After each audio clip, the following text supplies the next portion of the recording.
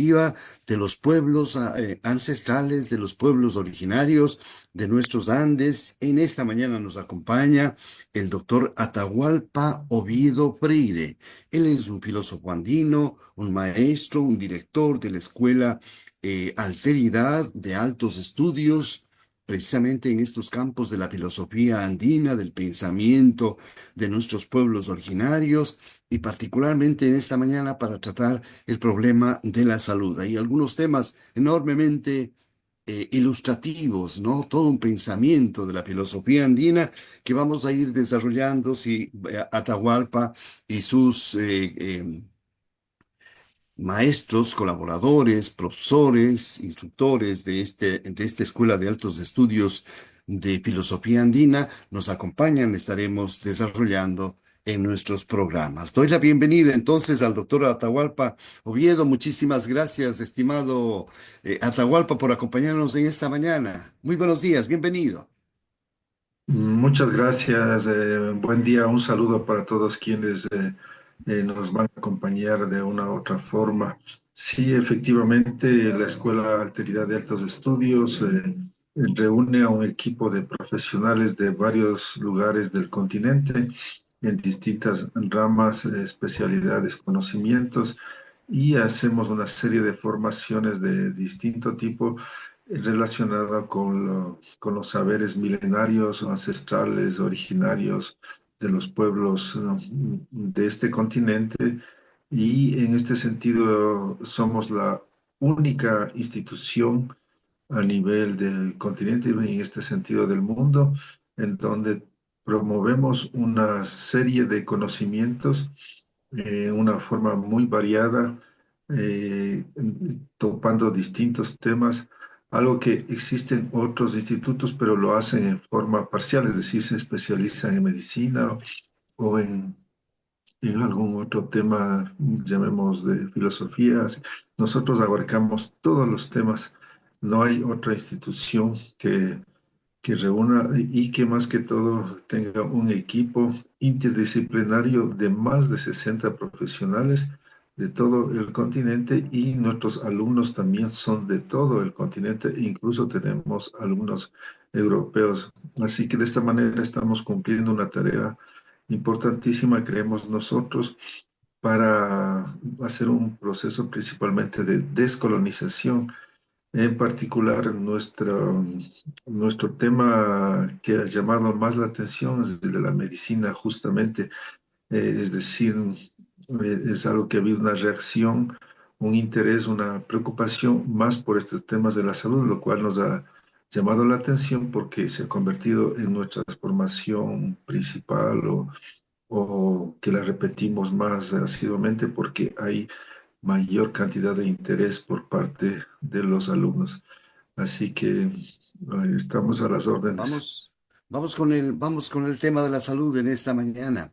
Esta salud de los pueblos ancestrales, esta salud ancestral, esta medicina ancestral, tiene una larga data, Atahualpa, de muchos años, ¿no? Desde nuestros pueblos se practicaba, digo, de nuestros pueblos precolombinos, de nuestros pueblos andinos, se practicaba una medicina muy importante, incluso desconocida hasta ahora de su verdadero valor. Cuéntenos un poquito esa historia, Atahualpa. Efectivamente, nuestros pueblos, nuestros antepasados, nuestros abuelos y abuelas eh, están en este territorio por lo menos unos 15.000 años. Es decir, eso es lo que se acepta oficialmente, aunque desde algunos otros ámbitos estamos mucho más antes. Bueno, lo concreto es que durante este periodo de encuentro con este territorio que hoy llamamos América o también Abya Yala, ha existido una relación íntima, profunda, estrecha con esta tierra. Y en esta medida, pues se han ido descubriendo una serie de propiedades, de capacidades, de facultades que en particular tienen las plantas. Y esto resulta muy interesante porque entre todos los pueblos del mundo, América aporta una serie de conocimientos de una serie de plantas y esto nos establece que había una gran relación con este mundo vegetal y particularmente con lo que se llaman actualmente se llaman las plantas maestras o plantas de poder o plantas sagradas, es decir, una serie de plantas que tienen propiedades especiales o particulares que incluso en este último tiempo han cobrado mucha vigencia y popularidad, no solo en este continente, sino se han abierto al mundo. Hablamos de la ayahuasca o del San Pedro o del peyote y así otras plantas. Y esto ha despertado tanto la atención, incluso de la academia, de los científicos, porque ahora ante la grave situación, por ejemplo, de salud mental o de adicciones, que existe una serie de toxicómanos, han visto cómo se puede hacer intervenciones, curaciones, utilizando, por ejemplo, la ayahuasca. De hecho, allá existen algunos centros en el continente. Uno de los más populares y que ha logrado un gran prestigio es el Centro Taquihuasi en Perú, dirigida por un médico francés, Jacques Mavit, el cual él ya viene más de 30 años dirigiendo este centro con resultados positivos, es decir, con intervenciones que han logrado sanar a muchas personas. Y esto nos hace ver que, por lo tanto, nuestros pueblos habían tenido esos niveles de compenetración, porque, por ejemplo, la gran pregunta que se han hecho los científicos es que cómo es que pudieron hacer la combinación para producir la ayahuasca, porque este producto es consecuencia de la unión de dos plantas. Entonces, si solo se utiliza una de las dos en forma separada, no tienen los mismos efectos. Solo tiene el efecto si se unen estas dos plantas. Entonces, la pregunta es, ¿cómo es que descubrieron que era esa con esa otra, habiendo millones de plantas en la Amazonía? ¿Cómo es que lograron identificar esas dos? Porque no se puede combinar con cualquier otra, sino exclusivamente entre esas dos. Y eso nos demuestra un conocimiento profundo de miles de años que fueron seguramente experimentando, que hubieron distintos caminos de investigación y que llegaron a determinar que esas dos plantas que son la chacruna, por un lado, y la otra, la que conocemos como ayahuasca en sí mismo. Entonces, esto nos hace ver que esta medicina que hoy está siendo revalorizada es algo que hay que valorar, apreciar, reconocer a nuestros pueblos. Y eso es una parte nada más, porque, por ejemplo, podría hablar de los niveles de conocimientos a nivel de cirugía. Imaginémonos que los incas en particular desarrollaron la capacidad de hacer una serie de intervenciones quirúrgicas, ¿sí? Hace más de 500 años, intervenciones quirúrgicas, repito una vez más, al nivel de hacerlo a nivel, por ejemplo, del cráneo. Es decir, si era necesario hacer alguna intervención, por ejemplo, lo que se establece por la ciencia es que cuando habían disputas, peleas y hasta guerras eventuales, que no era la constante, no era el sistema de vida, pero sí había guerras, se utilizaban las ondas, ¿no? O sea, cogían y lanzaban una piedra mediante lo que llamamos onda y obviamente una piedra puede caer, por ejemplo, en la cabeza y fracturarle. Y en este sentido se han encontrado varios cráneos en los cuales ven que han hecho las aperturas, han logrado abrir, cortar el cráneo y hacer después del proceso de sutura o de intervención para cerrar eso. Y lo increíble es que cerraban con oro. Imaginémonos llegar a esos niveles de manejo del oro y de cerrar ese hueco que habían hecho, que habían abierto para hacer la operación quirúrgica, proceder a cerrarlo con oro. ¿Qué significa eso? Que manejaban anestésicos, pues, ¿no? Sino cómo va a resistir el paciente que le abran el cráneo, que le corten. Necesita conocer una serie de plantas. Se sabe que hoy que la hoja de coca era una de las plantas que se utilizaba, entre otras, para hacer este efecto de adormecimiento, para que pueda resistir la operación. Y esto implica también el uso de antibióticos, de antiinflamatorios, pues como toda operación que se realiza hoy en día, se requiere de una serie de insumos. Y esto nos hace ver de que si ellos ya llegaron a ese nivel, pues manejaban una serie de conocimientos. Y en este mismo sentido que manejaban la anatomía, porque no es cuestión de coger y abrir, sino que tiene que haber un gran conocimiento de todo lo que significa el cuerpo. ¿Qué significa esto? De que había un alto nivel de medicina, que si comparamos con Europa y el resto del mundo, los incas estaban muy adelantados. A la misma época no había otro pueblo que había llegado al nivel de los incas, especialmente en este caso hablo de las operaciones quirúrgicas, lo que nos dice a qué nivel hubieran llegado el día de hoy si es que no hubiera mediado el proceso de invasión, de interrupción que conllevó como consecuencia de este proceso. Es decir, ya los médicos, los cirujanos, así los califican, por cierto, los cronistas, ¿no? Algunos de ellos se refieren y les dicen directamente, cuando cuentan en las crónicas, les califican de médicos y cirujanos.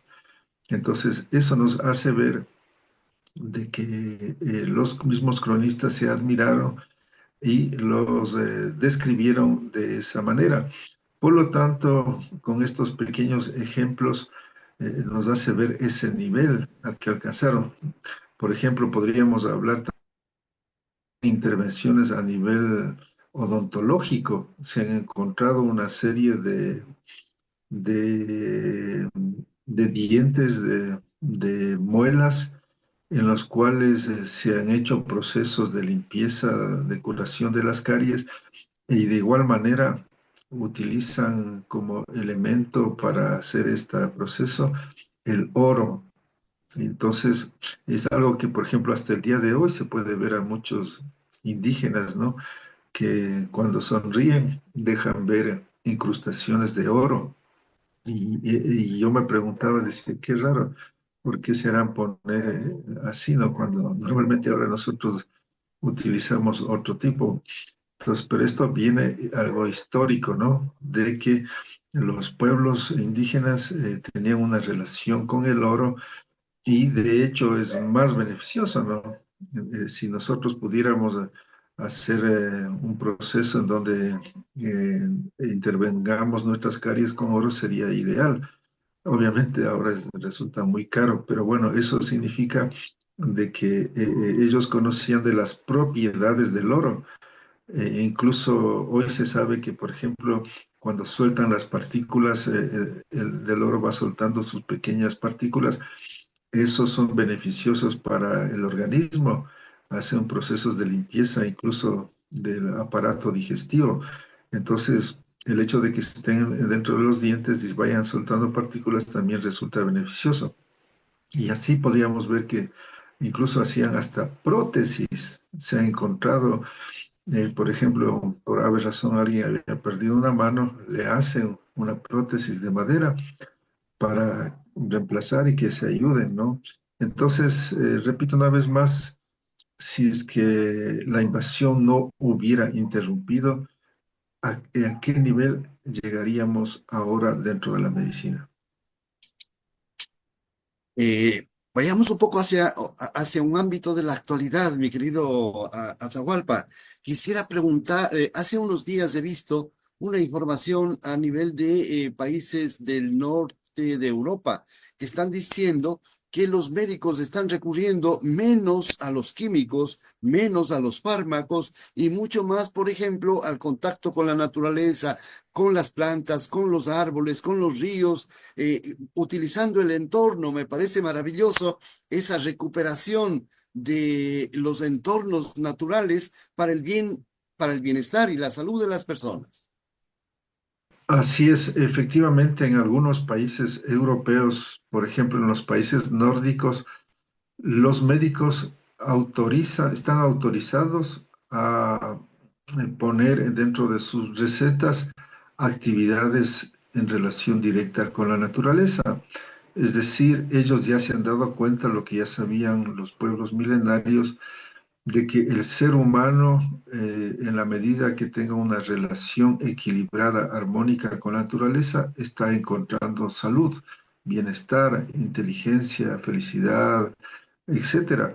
En este sentido, es interesante ver cómo la ciencia moderna comienza directa o indirectamente hacer este reconocimiento de que nosotros nos debemos a la naturaleza, que somos producto de ella y que por lo tanto nos alimentamos de ella y necesitamos de la naturaleza.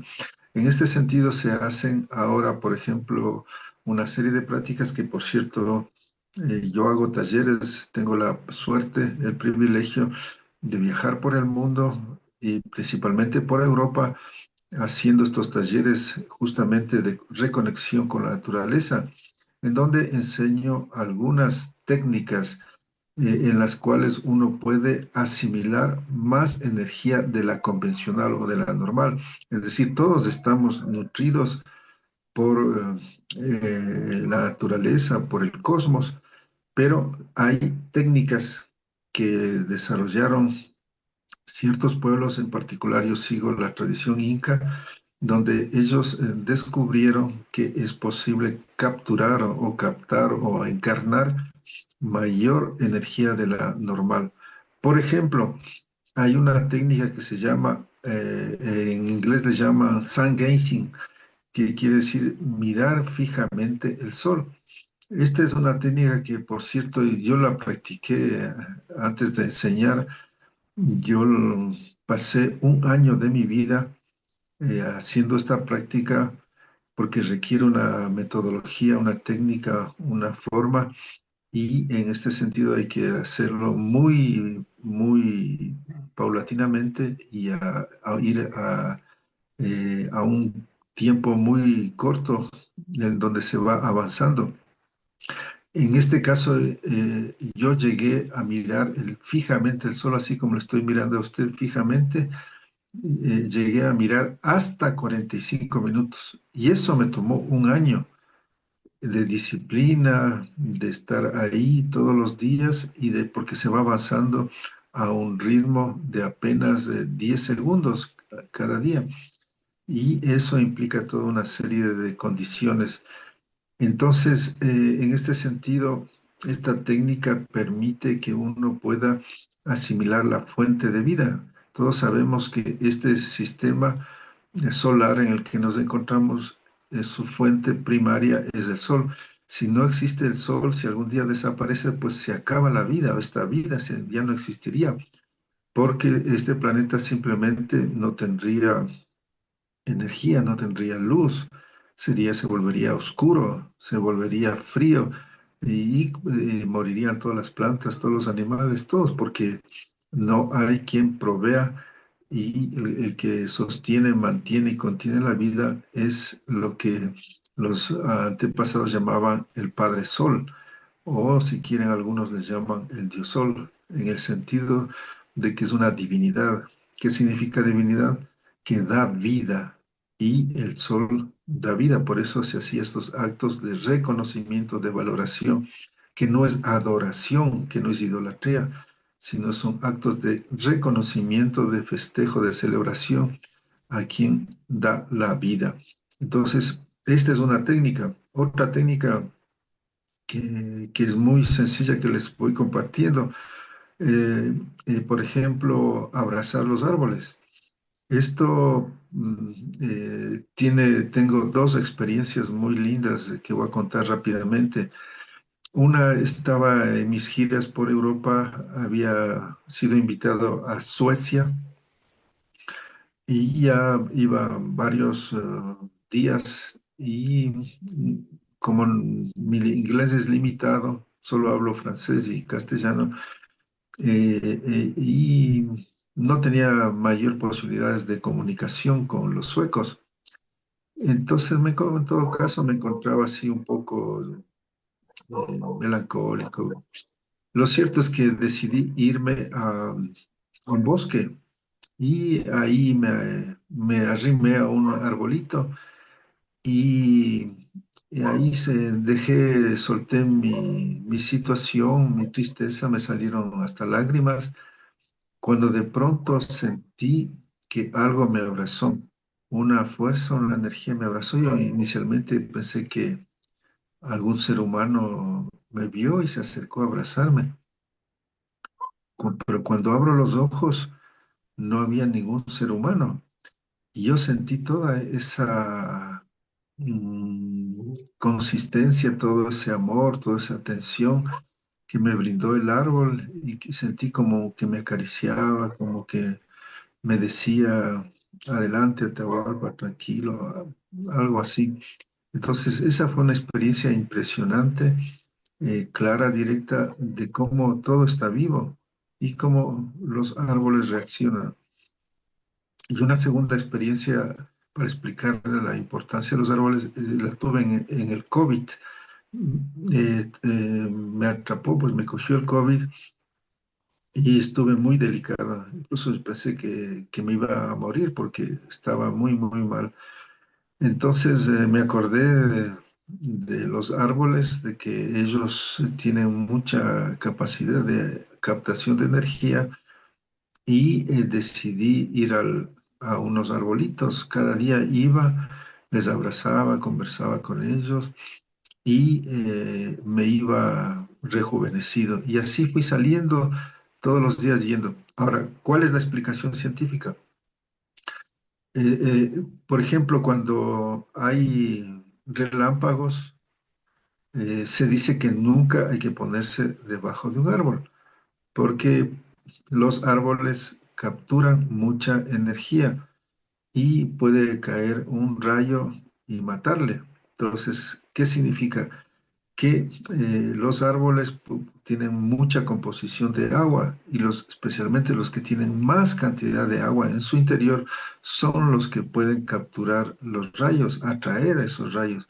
Entonces, cuando una persona, obviamente que no hay ese momento rayos porque no es lo conveniente, un día normal y va, entonces se está introduciendo dentro del campo energético del árbol y desde las ramas está captando energía cósmica del sol, de la luna, de las estrellas, etcétera. A su vez, las ramas están haciendo contacto con el fondo de la Tierra. Entonces hay una canalización de energía de arriba hacia abajo y por lo tanto se produce una gran limpieza y más que todo un gran proceso de captación de energía y de esta manera pues la persona si es que está especialmente dentro de un bosque va a recibir mucha más cantidad de energía de la convencional. Y así Estimado podríamos. Atahualpa, esto tendría también que ver con la filosofía de vida, con la filosofía, ¿no? Esta vuelta a la naturaleza constituye una verdadera filosofía, como que parte también de la filosofía andina, del pensamiento, de la cosmovisión, de la cosmovivencia andina. Yo le llamo desde la cosmosofía andina, es decir, desde la sabiduría del cosmos.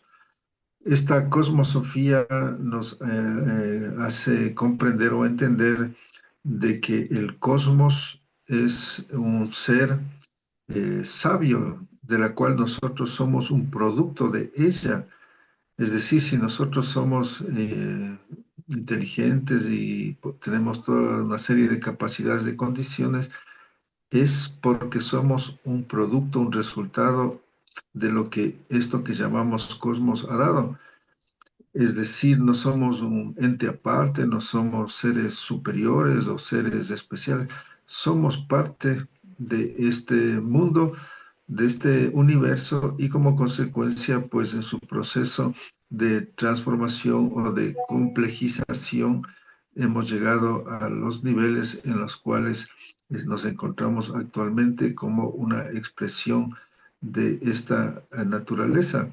En este sentido, pues nos hace ver de que si nosotros hemos llegado a este nivel, todo el cosmos ha llegado a esta condición.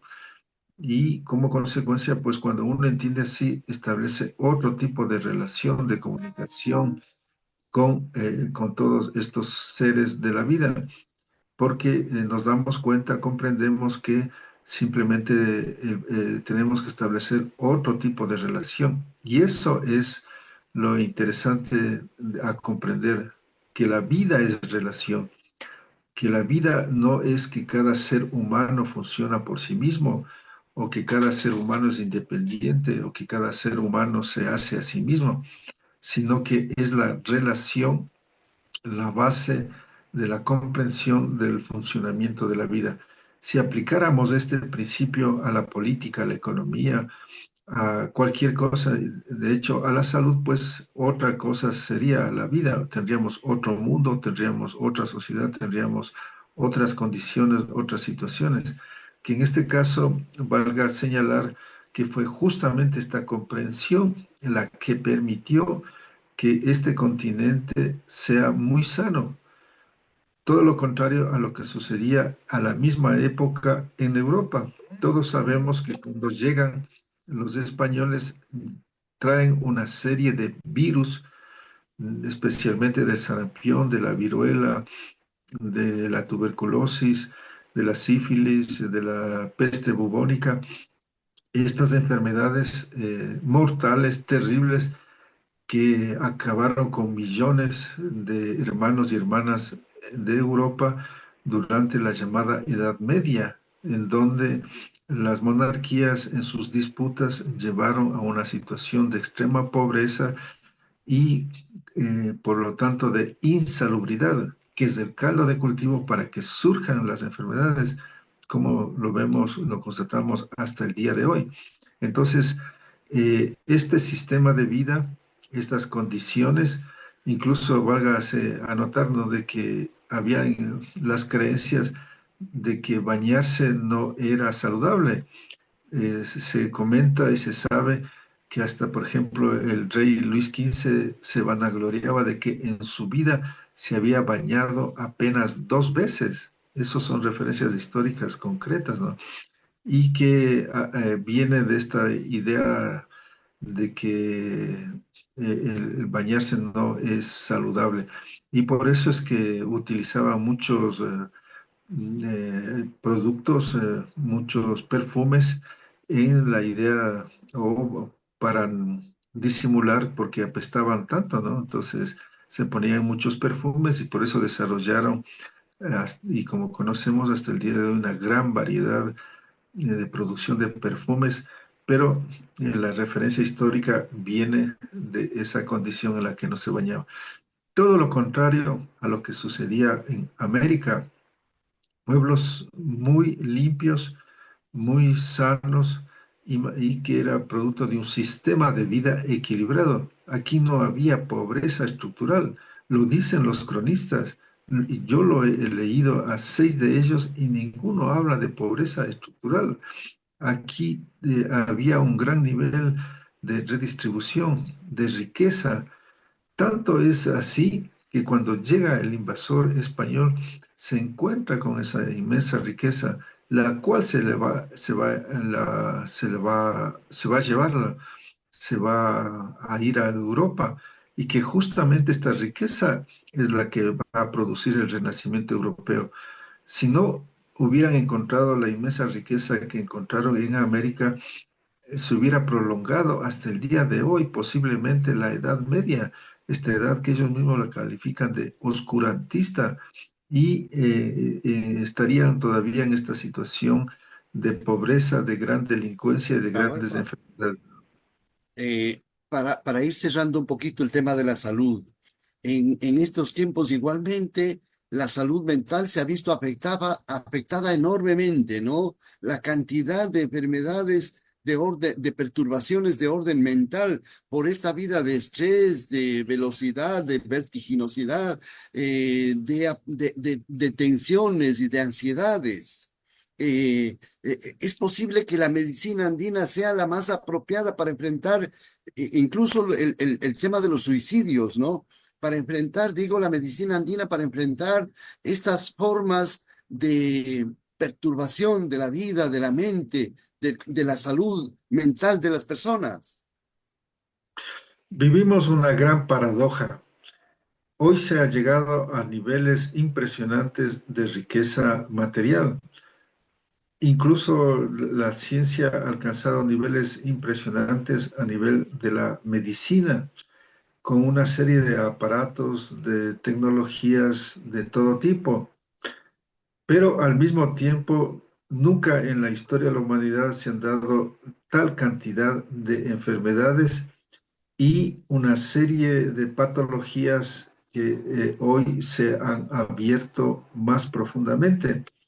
Todo esto viene de un sistema de vida, de este sistema industrial y ahora dentro de la inteligencia artificial y de todo lo que es lo digital, hemos llegado a un mundo más despersonalizado, individualista, egoísta, que como consecuencia ha activado una serie de enfermedades mentales como la ansiedad, como la depresión y así una serie de situaciones que incluso conducen al suicidio. Y ya vemos casos de una serie de personajes que tienen mucha plata, fama y se suicidan. Y uno dice, ¿cómo es posible que suceda algo así? Y tiene que ver con que hay un vacío emocional, un vacío afectivo, un vacío mental.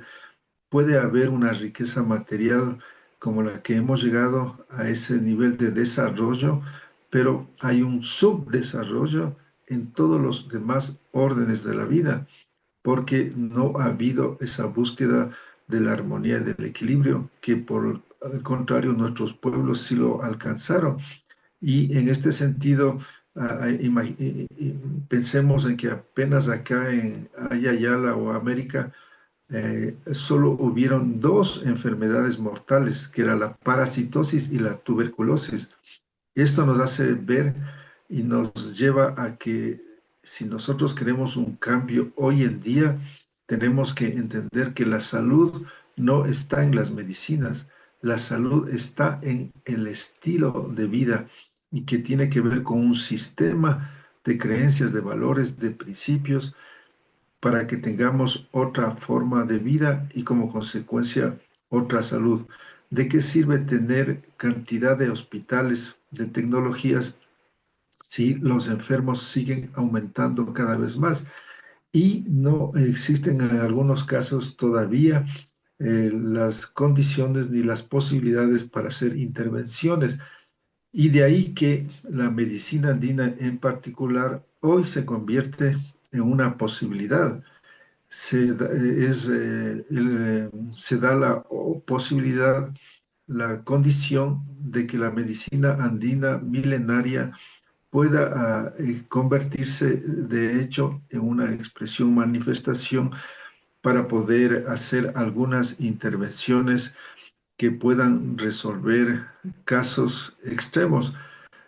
Por ejemplo, hay una situación actualmente de una serie de adicciones, de toxicómonos, de una serie de enfermedades de ese tipo y en las cuales se puede hacer intervenciones con las plantas maestras o plantas de poder y obtener resultados inmediatos. No se necesitan muchas sesiones, no se necesita mucho tiempo y los resultados son evidentes.